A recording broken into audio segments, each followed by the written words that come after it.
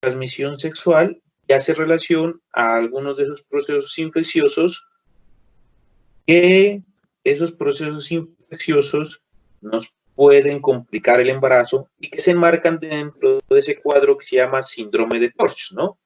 Entonces, hoy hacemos una actividad y la próxima clase hacemos lo de Torch.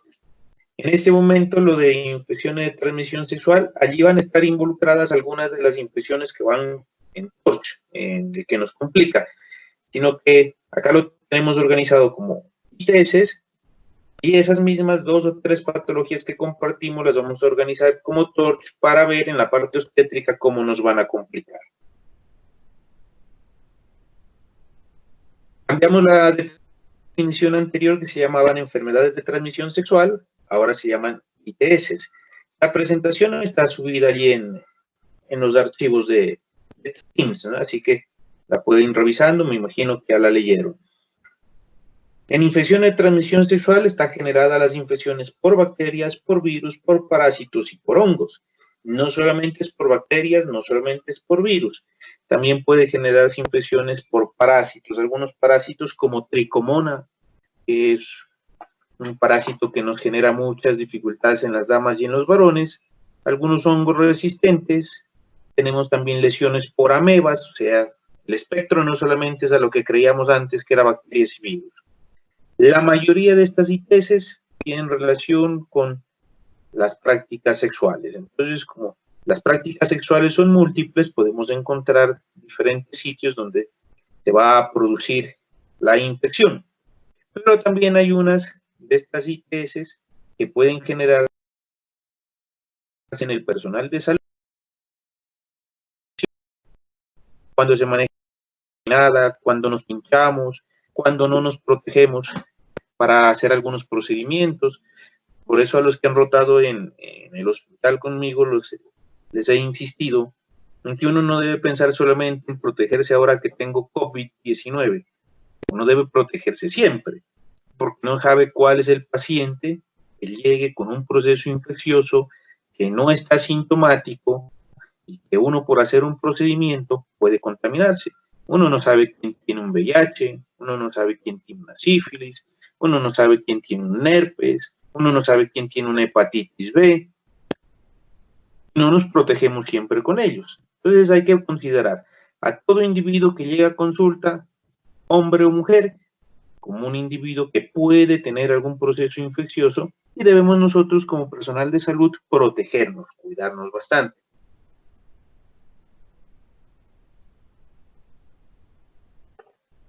Las infecciones de transmisión sexual son viejísimas, ¿no?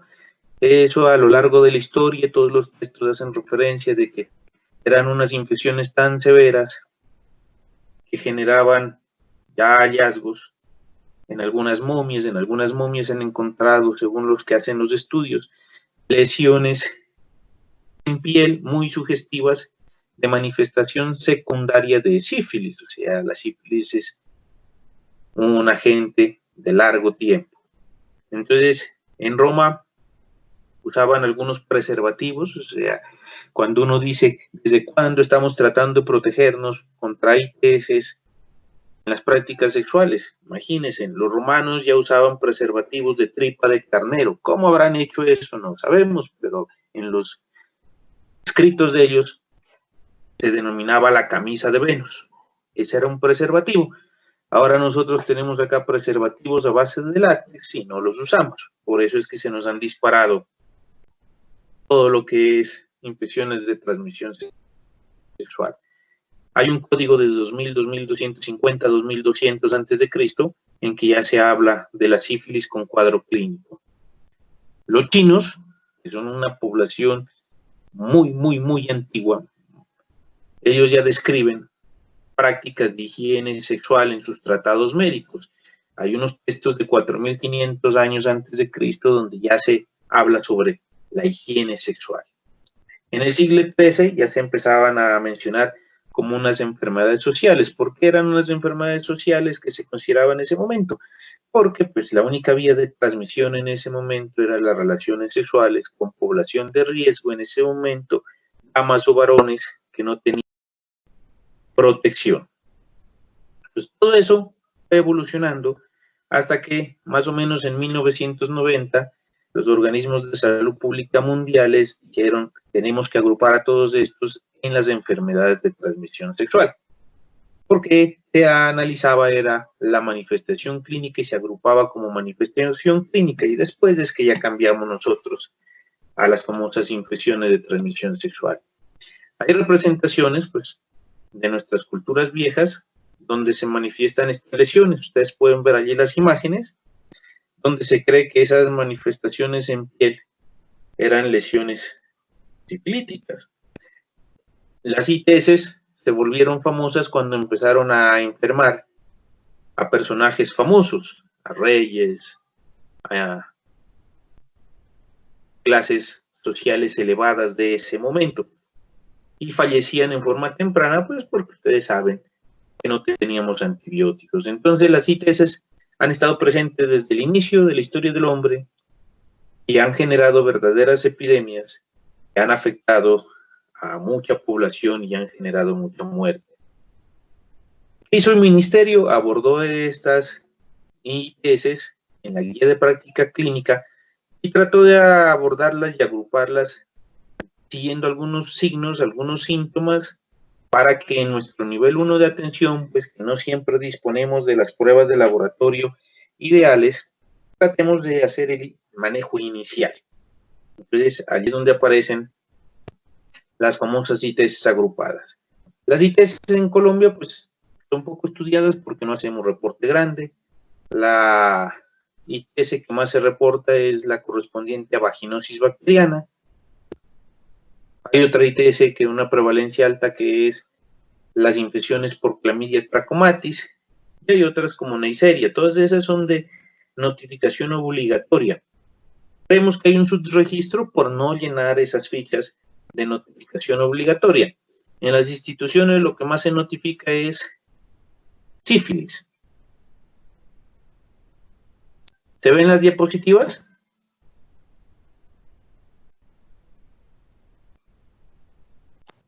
Sí, doctor. Sí, se mira.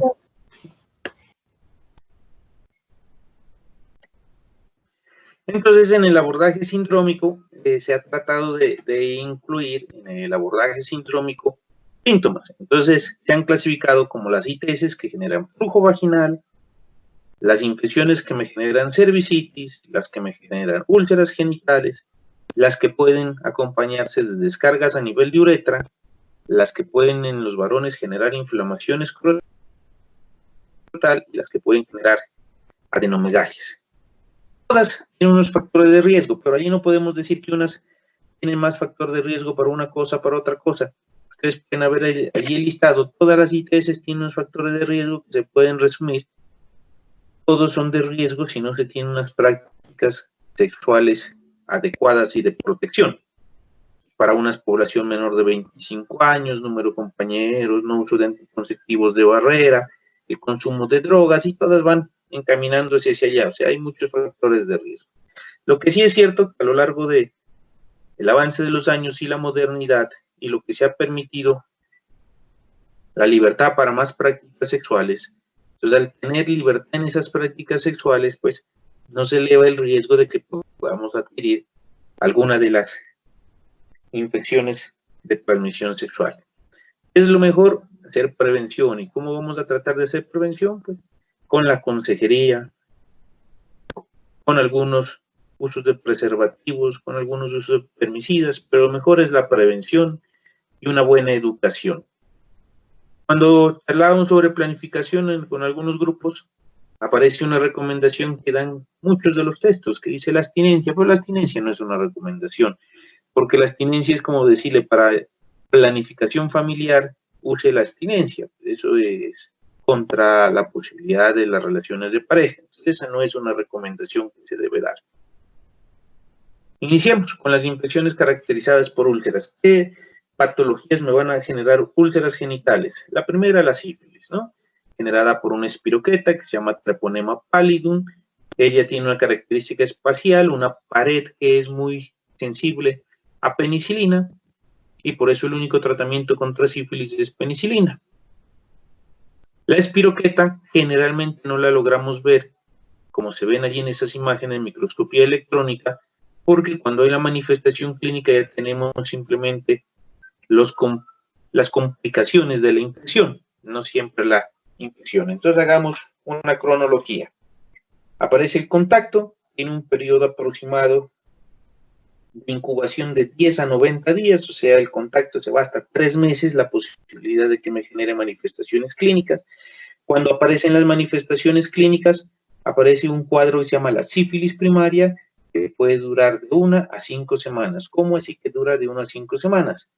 Es que las manifestaciones de esa sífilis primaria sin tratamiento desaparecen. No es que se curó de la sífilis, sino que su expresión clínica se autolimita, desaparece y queda aparentemente asintomático. Después entra una ventana larguísima que se llama el periodo de latencia. Ese periodo de latencia puede llegar a manifestaciones secundarias que pueden durar igual de 2 a 6 semanas. A las 2 a 6 semanas, depende de individuos, desaparecen esas manifestaciones y empieza un periodo tardío. Y al estar en ese periodo tardío, entra una cosa que se llama la latencia secundaria, que va hasta 8 años. Entonces tenemos ya un periodo larguísimo para que después de eso tengamos unas manifestaciones clínicas de la sífilis terciaria.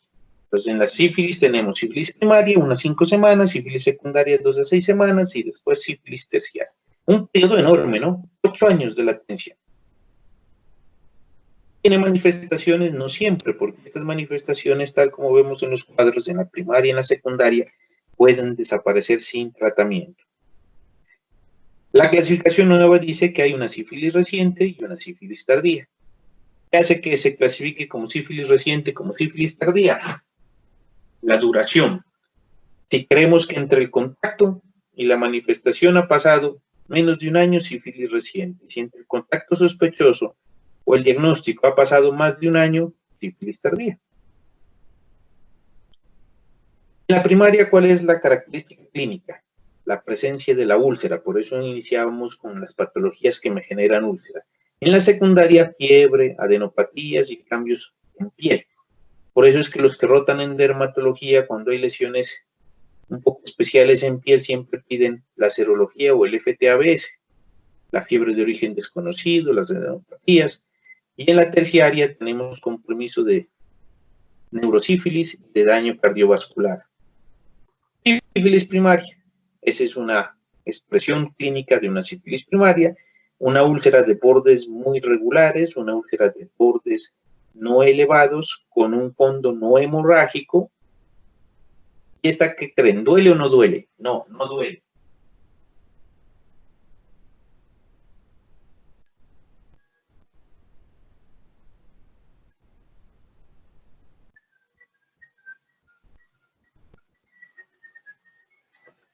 Y por eso es que en las damas se presentan esas lesiones que no generan dolor. Generalmente en las damas las lesiones sifilíticas se manifiestan en el canal vaginal, pues va a ser difícil de que se identifique una úlcera sifilítica en un canal vaginal si no hay dolor.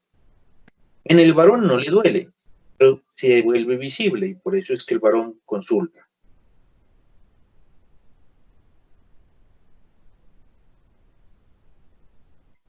Esas son las manifestaciones en piel. Entonces, que se pueden confundir con muchas otras patologías, desde patologías de colágeno a patología de parásitos, a reacciones alérgicas.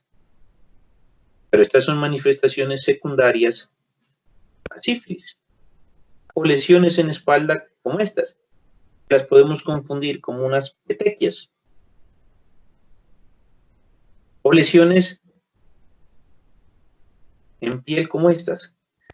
Al inicio decíamos de que como se ha cambiado tanto el comportamiento en relaciones de pareja, pues la espiroqueta no solamente puede infectar parte genital, también puede infectar otra parte. Entonces, es una úlcera que puede impresionarnos para otras cosas en la patología de diagnósticos diferenciales. Y lo que no queremos, manifestaciones de sífilis congénita. Entonces, cuando revisemos TORCH, vamos a hablar un poquito más de sífilis congénita, pero simplemente les voy adelantando. Si el bebé nace con estas lesiones en piel, tiene espiroqueta en estas lesiones y tiene espiroqueta en el líquido amniótico, o sea, en la transmisión vertical, cuando el bebé se infecta intraútero, el líquido amniótico tiene espiroqueta. Y cuando ese líquido amniótico entra en contacto con los ojos del personal de salud que no atendió, o con la boca abierta del personal de salud que no usa mascarilla, se puede hacer la transmisión y se puede infectar. Por eso es importantísimo que en el manejo de secreciones durante la atención de partos usemos nuestras medidas de protección, mascarilla y gafas, para evitar que si ese bebé venía con sífilis en líquido amniótico, la espiroqueta no nos vaya a contaminar. Entonces en la 24 estamos en sífilis, y donde se habla del diagnóstico presuntivo. Hay dos tipos de diagnóstico, un diagnóstico presuntivo y un diagnóstico definitivo. El presuntivo es una prueba que me hace pensar que puede ser sífilis, pero no siempre es diagnóstica de sífilis. Y el diagnóstico definitivo. Entonces, dentro de las pruebas de diagnóstico presuntivo tenemos unas clasificadas como test treponémicos y test no treponémicos. Los test o pruebas no treponémicas son aquellas que usan sustancias que hacen relación con el antígeno del sífilis, pero no siempre es sífilis. Entonces, la prueba no treponémica más frecuente es el BDRL, ¿no? Que es lo que más lo conocemos. Entonces, BDRL es una prueba no treponémica que puede salir positiva en las mujeres en embarazo, en las mujeres con colagenopatías, en las mujeres con síndrome de anticuerpo antifosfolípido, igual que en los varones, en algunas patologías de colágeno. Entonces puede salir positivo en muchos. Por eso no es diagnóstico definitivo de sífilis, pero es una prueba presuntiva. Si sale un BDRL positivo, no debe pensar que tal vez sea sífilis. BDRL se expresa en unas titulaciones. Esas titulaciones vienen en diluciones de 1 en 2 y se van doblando. 1 en 2, 1 en 4, 1 en 8, 1 en 16, 1 en 32. Por guía se considera que todo BDRL igual o mayor a 1 en 8 es sífilis. Entonces las otras que nos pueden confundir son cuando me sale 1 en 2 o 1 en 4, ¿no? Pero nos pueden confundir. Recuerden que en la evolución de la enfermedad, que tiene un periodo tan largo de incubación de 10 a 90 días, puede ser que cuando sospechemos le pedimos nosotros el BDRL y nos dice 1 en 2. Y entonces ustedes dirán, 1 en 2 no es diagnóstico de sífilis. Sí, pero si tengo alta sospecha, se lo repito a la semana y es muy probable que esté en 1 en 4. Y si va creciendo, eso es diagnóstico de sífilis, ¿no? Y tenemos la prueba treponémica, que la que más usamos en nuestro medio es el famoso FTA-ABS. Esta prueba treponémica hace relación más o menos como a IgG de otras patologías infecciosas. ¿Eso qué quiere decir? Si tengo una prueba treponémica positiva, significa que tengo anticuerpos contra sífilis. Y si tengo anticuerpos contra sífilis, no quiere decir que en este momento tenga sífilis. Puede ser que tuve en el pasado. Entonces, la prueba no me puede hacer diagnóstico efectivo de sífilis, pero es más acercada que BDRL. En otras palabras, si sospecho que un individuo tiene sífilis y le pido un FTA-ABS y me sale positivo, es sífilis. Pero si sospecho unas lesiones allí, de lesiones secundarias, y me sale un BDRL reactivo, 1 en 2, tendría que pedirle un FTA. Si el FTA me sale positivo, sería sífilis. Pero si tengo BDRL 1 en 2 y el FTA me sale negativo, sería una prueba negativa para sífilis. Pero con medicina nos complicamos, entonces volvemos al ejercicio. Si el BDRL me sale 1 en 2, reactivo, y el FTA me sale positivo, eso significa infección actual o memoria. Puede ser memoria, entonces ahí nos complicamos. Para la primera vez me sirve el FTA, luego ya no me sirve. Entonces, si usted le hace el antecedente en historia clínica y le pregunta al individuo, ¿usted sufrió de alguna infección de transmisión sexual? ¿Ha recibido penicilina para manejo de alguna infección? Y le dice sí. Y él dice, me trataron contra sífilis, el FTA sigue positivo para siempre. Entonces ya no me sirve para diagnóstico en un próximo evento. ¿Cómo hago el diagnóstico en el próximo evento? Con BDRL. Le pido ahora, se lo repito a la semana.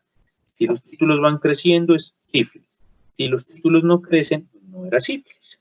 ¿Listo? Entonces el diagnóstico definitivo sería ver la úlcera o la lesión, hacerle un raspado de esa úlcera y pensar que al hacer el raspado de esa úlcera vamos a encontrar la espiroqueta. Ese sería el único, así, definitivo. Los otros son simplemente presuntivos. Vamos a la siguiente diapositiva para tratamiento. Entonces habíamos clasificado por tiempo que tenemos una sífilis primaria y una sífilis secundaria, una sífilis terciaria, pero habíamos agrupado por tiempo en una sífilis temprana y una sífilis tardía. Entonces la sífilis temprana es menos de un año, la sífilis tardía es más de un año. Si tengo la sífilis temprana, que considero que entre el contacto y la manifestación clínica y el diagnóstico no ha pasado más de un año, entonces el tratamiento es penicilina benzatínica, 2.4 millones de unidades, dosis única para ese individuo y para su pareja. Es para los dos, porque no ganamos en darle tratamiento a ese varón o a esa mujer sin darle tratamiento a la pareja.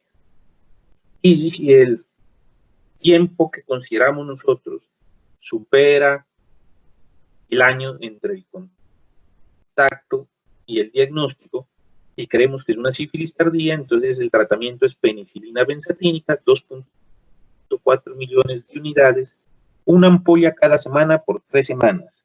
Él y su compañero, ella y su compañero. Pero tiene una característica especial ahora que no la hacíamos hasta hace un año. La penicilina benzatínica ya no se vende en todas las farmacias, es de uso intrahospitalario. Entonces la penicilina benzatínica tiene que ser administrada intramuscular en ambiente hospitalario, es decir, supervisada.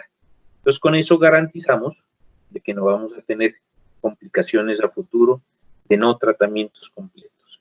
Y cuando tenemos neurosífilis o sífilis oftálmica o sífilis congénita, el tratamiento es penicilina cristalina. 4 millones de unidades cada 4 horas por 10 a 14 días.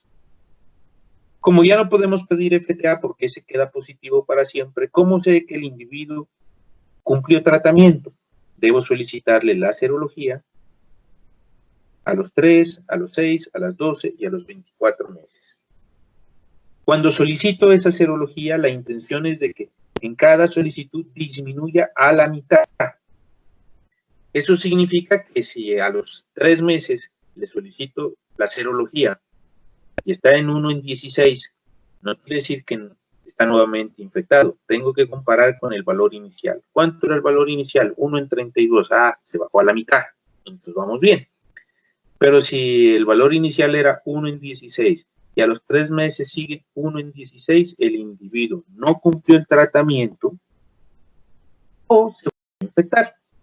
Ya mencionábamos al inicio los comportamientos, ¿no? Entonces, como tenemos tanta libertad en comportamientos sexuales, ustedes le dieron tratamiento a él y a su pareja, o a ella y a su pareja, pero tenía otras parejas. Y a esos otros no les dimos tratamiento. Entonces se volvió a reinfectar. Sífilis se trata, desaparece, pero como es una infección bacteriana, esa no me genera inmunidad para no volverme a infectar. Esa siempre que tengo relación de riesgo, sin protección, con un individuo que tenga treponema allí para transmitir, me puede transmitir. Entonces, sífilis le puede dar 1, 2, 3, 4 veces. Pasamos a la siguiente. ¿Y qué pasa cuando el individuo es alérgico a la penicilina, ¿no? Que ese cuadro ya se dice reacción anafiláctica a penicilina. ¿Qué va a ocurrir con ese individuo? Tengo que desensibilizarlo.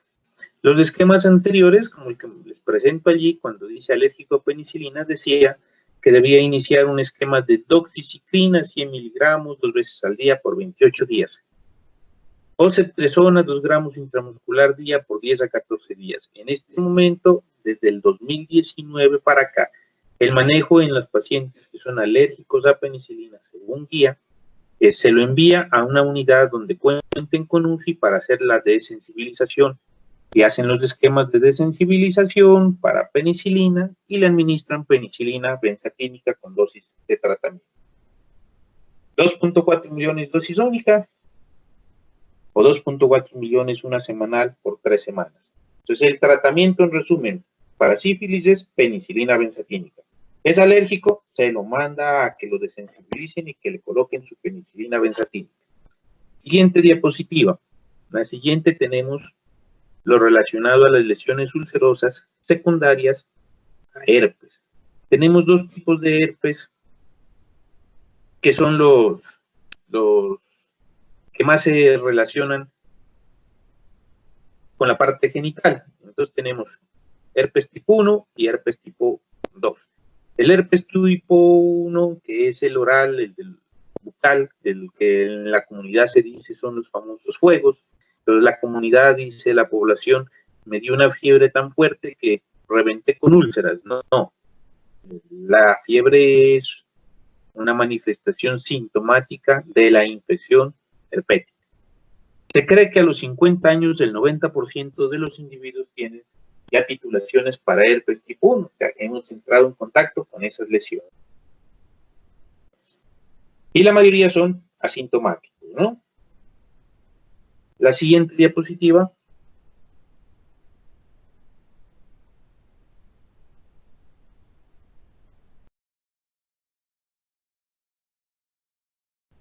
Entonces allí un individuo con una lesión ulcerosa en el labio inferior. En la siguiente diapositiva, la 29, tenemos un individuo con una úlcera en la parte interna de los labios. Todas esas úlceras son muy dolorosas, igual van a ser en la parte genital.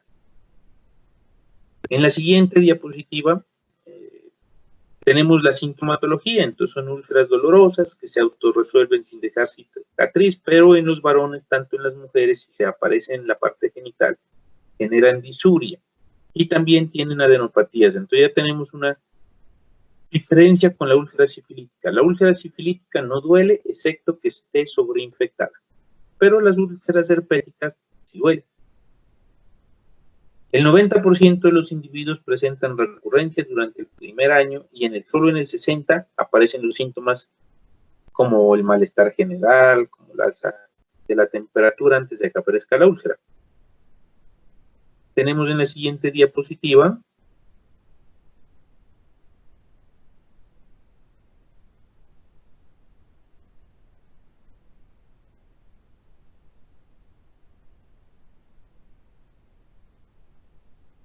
genitales de un varón con múltiples úlceras. Entonces ahí ya tenemos otra diferencia. La úlcera sifilítica siempre es única. Cuando hay más de una úlcera ya no es sífilis.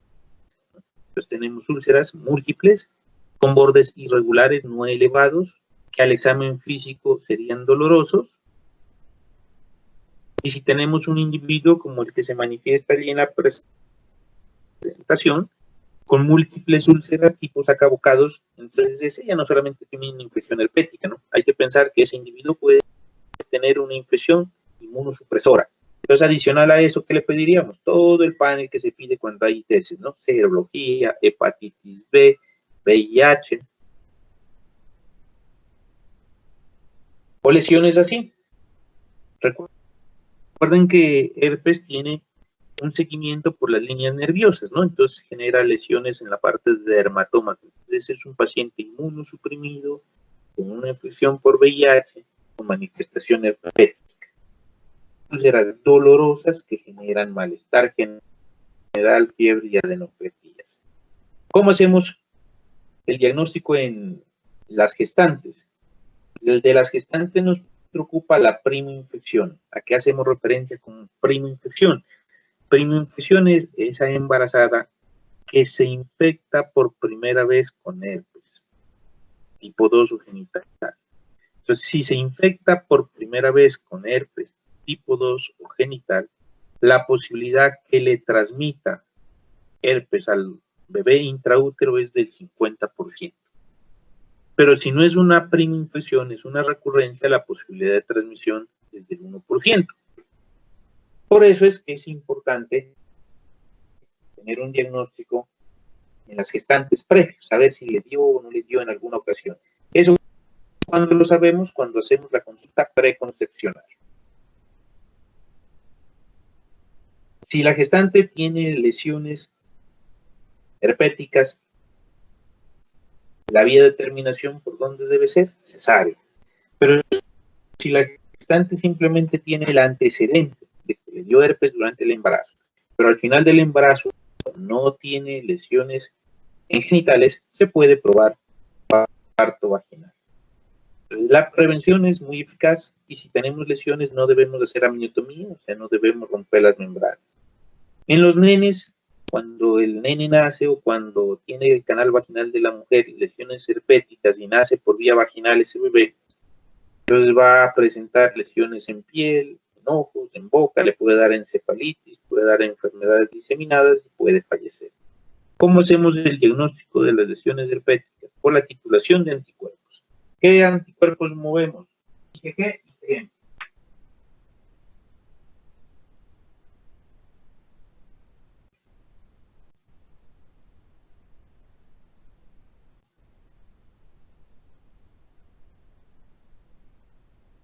Entonces, IgG, como es memoria, nos dice, le dio alguna vez. IgM me dice, le dio en menos de 3 meses. Si tengo un IgG positivo, es memoria. Si tengo un IgM positivo, es reciente. Entonces, en la primo, me va a salir tal vez una IgM positiva. Pero en las recurrencias ya no se vuelve a elevar el IgM. En las recurrencias simplemente tengo manifestación clínica de IgG. Es difícil la identificación microscópica, porque pues no podemos identificar fácilmente virus en nuestro medio. Lo que sí vemos es las manifestaciones en las patologías, ¿no? Los cambios histológicos que puede generar herpes, pero a nadie le hacemos lesión y biopsia de la lesión. ¿Cuál sería el objetivo del tratamiento en herpes simple? Ojo, no es curable, o sea, no hay medicamento para que me cure. Los medicamentos que damos para manejo de herpes simplemente es para disminuir la sintomatología. Ese individuo al que le damos aciclovir, que desaparecen las lesiones, no quedó curado, desapareció las manifestaciones clínicas de este evento. En cualquier momento puede volver a presentar manifestaciones clínicas de herpes. Entonces, ¿para qué damos tratamiento? Para disminuir la severidad de los síntomas, para reducir el periodo sintomático, para disminuir la posibilidad de contagio, pero no es tratamiento definitivo. En sífilis sí tenemos tratamiento definitivo. El problema es que ese individuo se vuelva a infectar. Pues toca volverlo a tratar. En herpes no. En herpes no es tratamiento más que sintomático. Entonces el tratamiento recomendado es aciclovir 400 miligramos de oral 3 veces al día por 7 a 14 días, o panciclovir, o valacyclovir, lo que tengamos. Nosotros en nuestro sistema de salud post tenemos aciclovir, entonces nos toca de 7 a 10 días o de 7 a 14 días. No sirven los tratamientos tópicos. Entonces eso de aplicarse aciclovir, que le salió el fuego en la boca y se colocan la cremita de aciclovir, eso no sirve. Lo que sirve es en las lesiones colocarse algún método anestésico. Entonces de esos preparados tópicos, si van a formular que venga con silocaína o con lidocaína, para que no le duela, pero el aciclovir tópico no funciona. Y en las infecciones severas, pues tenemos que ir a aciclovir por vía endovenosa. Y terminamos con esta siguiente lesión que nos genera úlcera, que es el cuadro clínico denominado chancro, generado por una bacteria gram negativa denominada Haemophilus ducreyi. Tiene un periodo de incubación corto, de 3 a 5 días. Es una úlcera genital dolorosa que generalmente se asocia a adenopatías supurativas, o sea, hay adenomegalias y esas adenomegalias son supurativas, tipo absceso. El diagnóstico se hace por PCR. PCR para Haemophilus ducreyi, pero como es una úlcera tendríamos que descartar sífilis, por eso pedimos VDRL. Es muy difícil hacer los cultivos, ¿Cómo serían las manifestaciones clínicas? Así, pues, perine de una mujer, con un edema vulvar grande, con unas lesiones a nivel inguinal, tipo úlceras, que están supurando.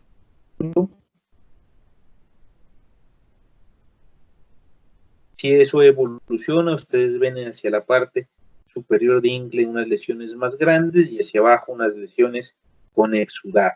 Entonces, eso no nos hace pensar fácilmente en una sífilis, ¿no? Así no era la manifestación de sífilis úlcera única. Pues ahí ya no pensamos tampoco en un herpes. Las lesiones herpéticas son pequeñas y múltiples. En este caso pensamos en una infección por hemófilis o una enfermedad de Chancroid.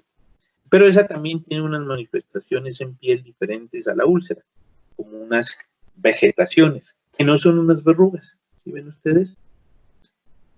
Son unas lesiones exofíticas, no pediculadas, porque su base es gruesa, acompañadas de lesiones ulcerosas, pero no tipo verrugas secundarias a papiloma. Y en el varón, esta es una úlcera única, de bordes no elevados, dolorosa, de fácil sangrado, pero se acompaña de edema. Entonces, si tiene edema, uno piensa, como la imagen que les presenté, de la lesión sifilítica. Entonces allí uno piensa en una infección por hemófilis secundaria, una infección por chancro, ¿no? Entonces, ¿el tratamiento cuál es? El tratamiento es acitromicina, 1 gramo bioral monodosis. En este momento no tenemos acitromicina porque todos salieron a comprar acitromicina, que porque es que se va a usar para la infección del SARS-CoV-2, ¿no? Entonces, está agotada. Entonces nos tocaría pensar en ceftriaxona. Ceftriaxona, 250 miligramos intramuscular, dosis única. O ciprofloxacina, 500 miligramos bioral, 2 veces al día por 3 días. A él y a ella. A esa dama a la que le hacemos el diagnóstico y a su compañero, porque estas son infecciones de transmisión sexual. Si la dama lo tiene, su compañero debe tenerlo. Si el caballero lo tiene, su compañera debe tenerlo. Entonces no se olviden, es tratamiento a la pareja. Y fundamental, cuando se está haciendo tratamiento a la pareja con estos antibióticos, bien es importante entregarles preservativos para que se protejan al tener relaciones mientras dura el tratamiento. Pues si van a tener relaciones usando preservativos mientras dura el tratamiento. Y si no consigo ciprofloxacina, ceftriaxona o acitromicina, puedo iniciar eritromicina, pero lo ideal es acitromicina o ceftriaxona. Con eso terminamos las lesiones ulcerosas para esta revisión. Nos quedan pendientes las lesiones de infección de transmisión sexual que generan secreciones por genitales, ¿no? O uretritis. ¿Cuándo nos volvemos a reunir? Mañana.